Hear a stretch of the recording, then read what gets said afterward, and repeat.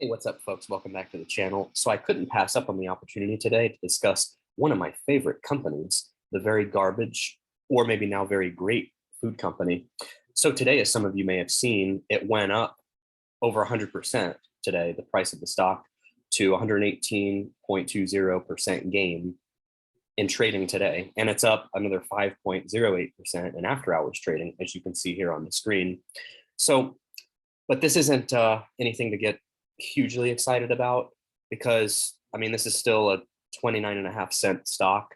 It was just 13.5 cents a day ago, which actually fell below the price prediction I made in March 1st in my March 1st video. If you haven't checked that out, that's a good one, car video, where based on some analysis that I pulled up, the prediction was that it would be worth 17 cents a share, and it actually fell below that before the month of June when it was predicted to be delisted from the NASDAQ. And speaking of that, that actually reminds me, because what I was going to say on this kind of reminds me of a situation where there may be some insider activity or almost like the meme stock phenomenon that happened last year with AMC and with GameStop, where you had like the short squeeze going on. You had these rapid, unexplained moves in the stock. Because I'm going to pull up the news articles that I could find based on what information there was that may have jolted the stock, but it doesn't justify a move like this. Funny thing is, though, not to get conspiratorial here, but like I said in that March 1st video, the stock was on the trajectory to be delisted from the NASDAQ. So who knows, maybe now it may go up. I guess I should have paid closer attention to that. Maybe I should have bought into this a little bit, knowing that, because who knows, maybe,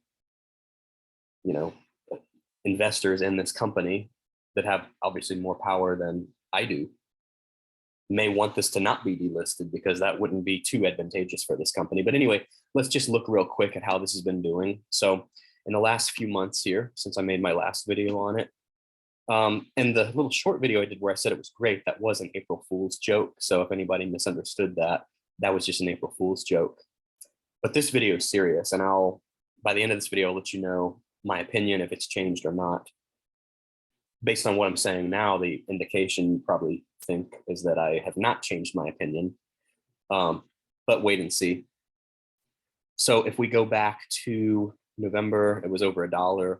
And keep in mind, this stock actually, they restructured. They used to trade under another ticker symbol. I believe it was VRYF. And I got sucked into this thing following the financial education channel before he had all the critics out there on YouTube that he does now. He kept talking about it, and it sounded good, and I didn't really pay that close of attention to it. So I bought a little bit into it, a couple $100.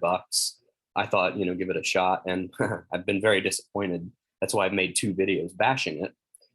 It's down 82%, and that's what I'm down in it, even with this 118% gain today.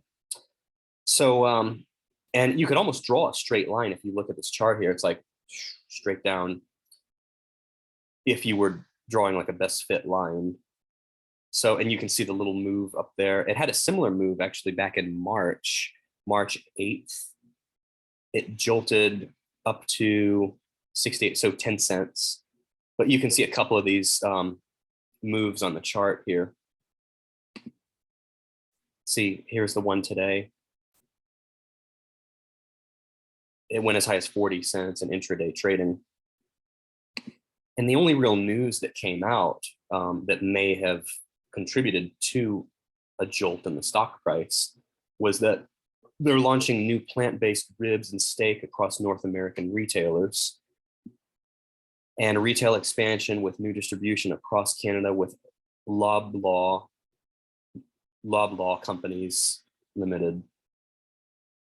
And this news story actually broke before the market opened this morning. So they have Cajun sausage, bratwurst, meatballs belong to the company's premium gluten-free, soy-free butcher select line. So that's the appeal, I guess. Okay, so some new products, but that doesn't really seem to justify the 118% jolt in the price of the stock. So yeah, what you have to keep in mind, this doesn't move this into a buy territory. I mean, this is just a one-off event. Yahoo doesn't even have a 1-year target estimate here. So really nothing changes. I mean, look at earnings per share negative. Market cap 34.95 million.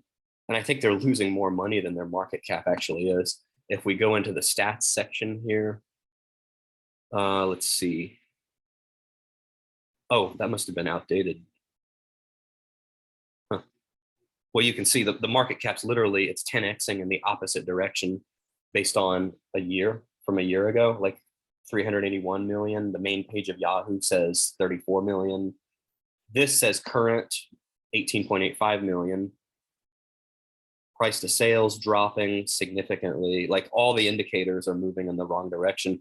Price to book, Warren Buffett would like this ratio because he likes a ratio of under 1, which is very rare to find. But that meets that criteria. But that's why you can't just go by one ratio. You have to look at all of them. Yeah, a lot of abysmal metrics here. So really nothing's changed. This reminds me of the behavior of like a meme stock. Nothing really has changed to move this into a buy territory. So my final verdict again is that it's still garbage. See, look at that. It fell out. But it's going in the garbage can as garbage. So don't buy it, I would say. And with that being said, if you enjoyed that, please remember to like, comment, and subscribe. And take care and keep an eye out for my next videos. Thanks for watching.